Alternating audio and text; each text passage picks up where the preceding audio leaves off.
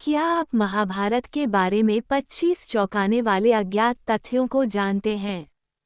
महाभारत की रचना महर्षि वेदव्यास ने की थी। ये 5वें वेद शास्त्र के तौर पर जाना जाता है और हिंदू संस्कृति की बहुमूल्य संपत्ति है। इसी महाकाव्य से भगवद गीता का उद्भव हुआ है। भगवद गीता में कुल 1,00,000 श्लोक हैं और इसलिए इसे शतसहस्र संहिता भी कहा जाता है। महाभारत की रचना महर्षि वेदव्यास ने की थी। ये 5वें वेद शास्त्र के तौर पर जाना जाता है और हिंदू संस्कृति की बहुमूल्य संपत्ति है। इसी महाकाव्य से भगवद गीता का उद्गम हुआ है।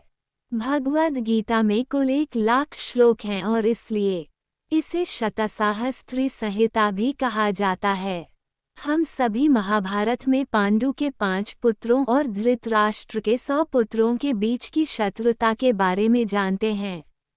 उनके बीच की इस शत्रुता ने चौसा के खेल में महत्वपूर्ण भूमिका निभाई थी और इसके परिणामस्वरूप ही पांडव कौरवों से अपना राज्य एवं पत्नी द्रौपदी दोनों को हार गए थे।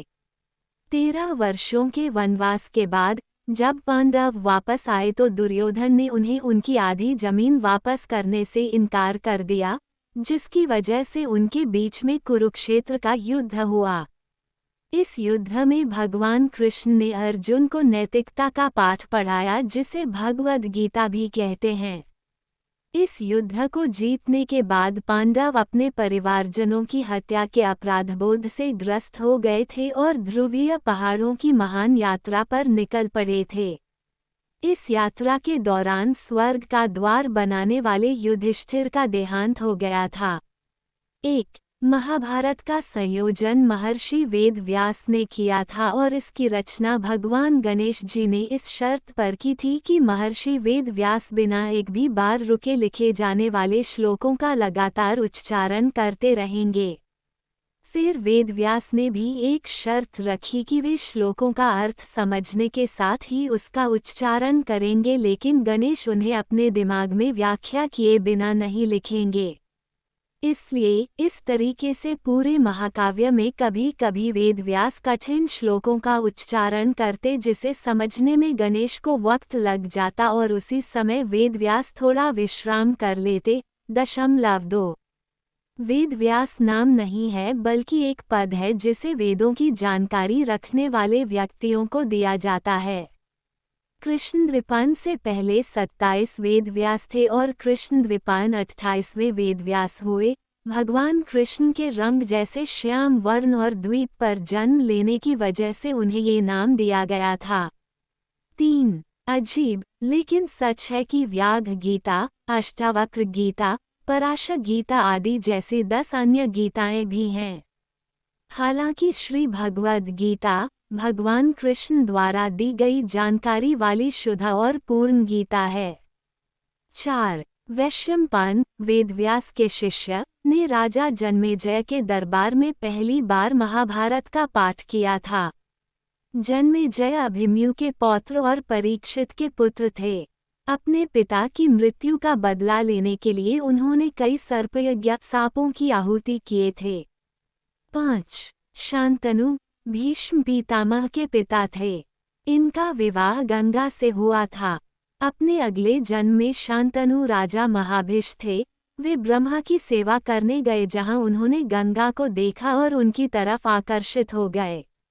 इसी बीच ब्रह्मा ने उन्हें श्राप दे दिया और नरक में जाने को कहा, जिसकी वजह से अपने अगले जन्म में वे राजा प्रतीप के पुत्र शांतनु के रूप में पृथ्वी पर आए और गंगा से विवाह किया। लेकिन गंगा ने शांतनु से वचन लिया कि वे कभी भी उनसे कोई भी प्रश्न नहीं पूछेंगे।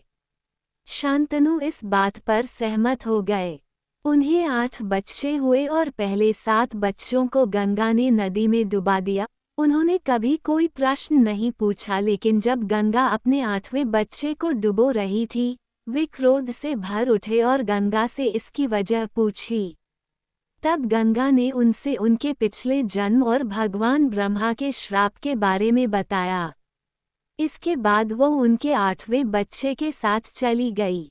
6 धर्म ग्रंथों के अनुसार 33 मुख्य भगवान हैं और उनमें से एक है अष्टवसु, जिनका जन्म शांतनु और गंगा के पुत्र के रूप में हुआ था।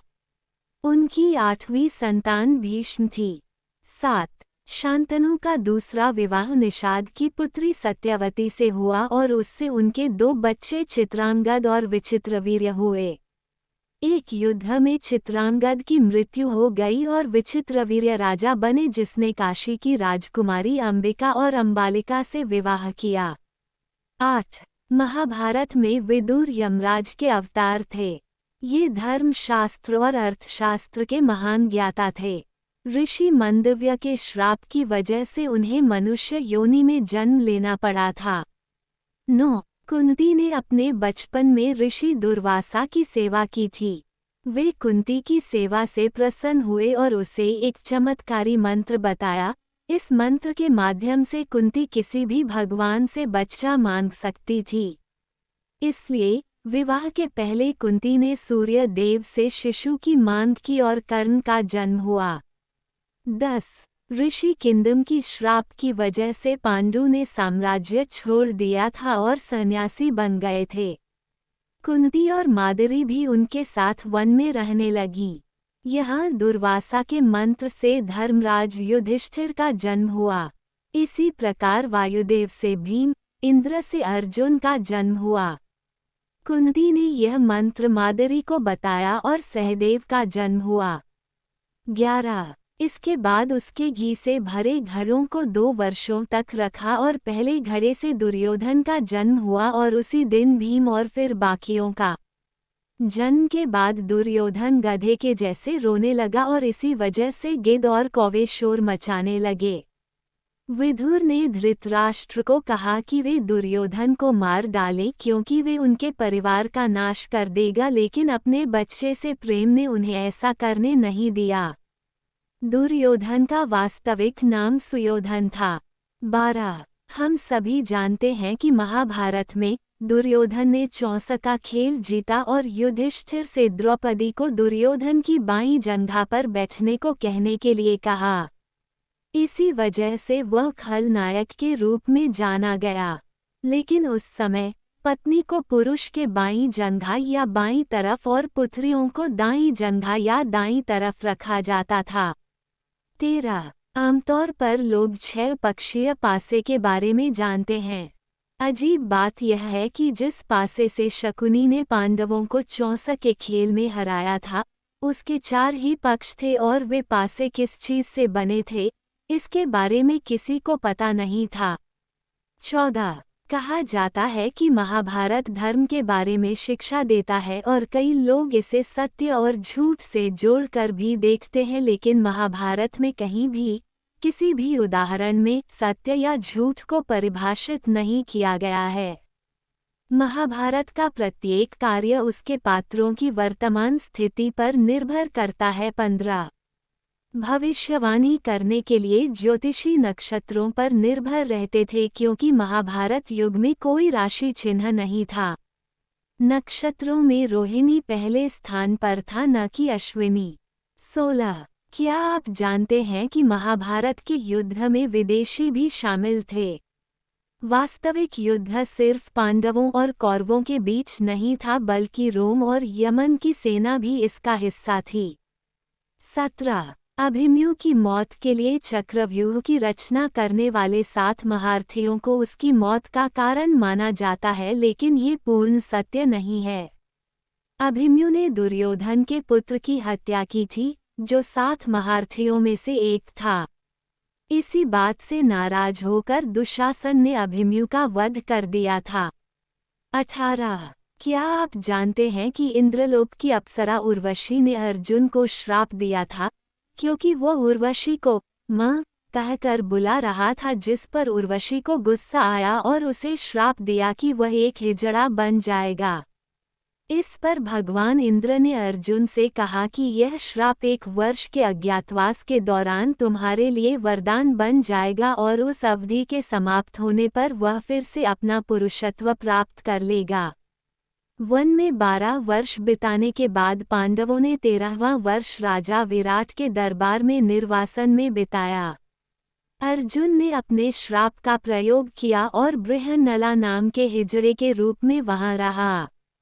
19 भगवान कृष्ण ने अर्जुन को उसके अधूरे वरदान के बारे में याद दिलाया था, यानी जब अर्जुन ने वन में प्रवास के दौरान दुर्योधन की जान बचाई थी तब दुर्योधन ने उससे वरदान मांगने के लिए कहा था और अर्जुन ने उपयुक्त समय आने पर मांगने की बात कही थी। इसलिए अर्जुन दुर्योधन के पास गया और उससे भीष्म के मंत्रों से अभिमंत्रित 5 सुनहरे बाण मांग लिए। दुर्योधन ने इन बाणों से पांडवों की हत्या करने की घोषणा की थी। जब अर्जुन ने उन 5 सुनहरे बाणों की मांग की तब दुर्योधन भयभीत हो गया, लेकिन उसने वचन दिया था, इसलिए उसे बाण देने पड़े। फिर जब अगली सुबह वह भीष्म के पास गया और उनसे 5 सुनहरे बाण और मांगे तो वे हंसे और कहा कि अब ऐसा संभव नहीं है, और कहा कि महाभारत के युद्ध में कल जो भी होगा वह बहुत पहले ही लिखा जा चुका है और कुछ भी बदला नहीं जा सकता।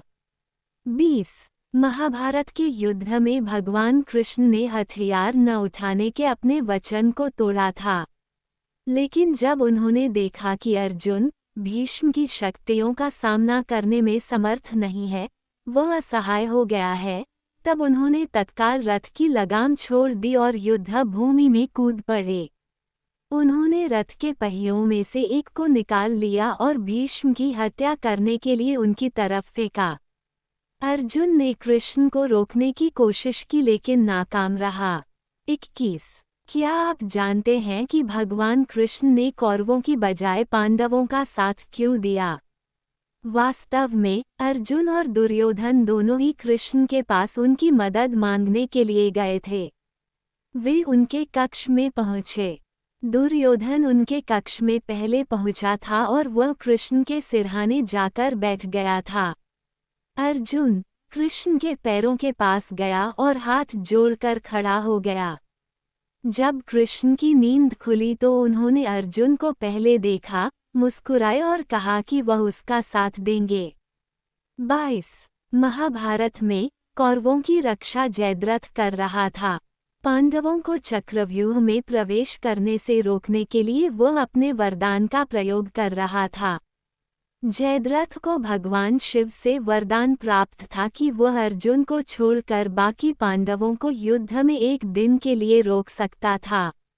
अर्जुन को भगवान कृष्ण का संरक्षण प्राप्त था, इसलिए वह इस वरदान से बाहर रहा।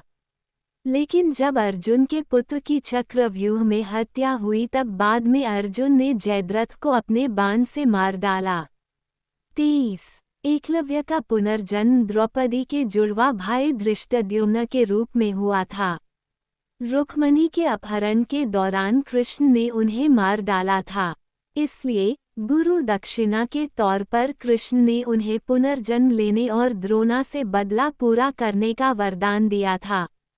24 दुर्योधन ने भगवद गीता सुनने से यह कहकर मना कर दिया था कि वह सही और गलत के बारे में जानता है। उसने ये भी कहा कि कुछ शक्तियां हैं जो उसे सही मार्ग चुनने नहीं दे रहीं। अगर उसने कृष्ण की बातें सुनी होती तो युद्ध टाला जा सकता था। 25 आश्चर्य की बात है, द्रौपदी देवी दुर्गा की अवतार थी। एक बार देर रात भीम ने द्रौपदी को मां दुर्गा के रूप में देखा। वह भीम से खाली कटोरे में भीम का खून मांग रही थी। मृत्यु से डरा हुआ उसने ये पूरी कहानी अपनी मां कुंती को सुनाई। फिर उन्होंने द्रौपदी को भीम को कभी दुख न पहुंचाने के लिए कहा। नश्वर होने के नाते द्रौपदी को वचन देना पड़ा और ऐसा करते समय वह अपने होंठ काट लेती है। कुंती अपने कपड़े के किनारे से उनके होठों पर लगे हुए खून को साफ करती है और वचन देती है कि भीम उसके लिए कटोरा भरेगा।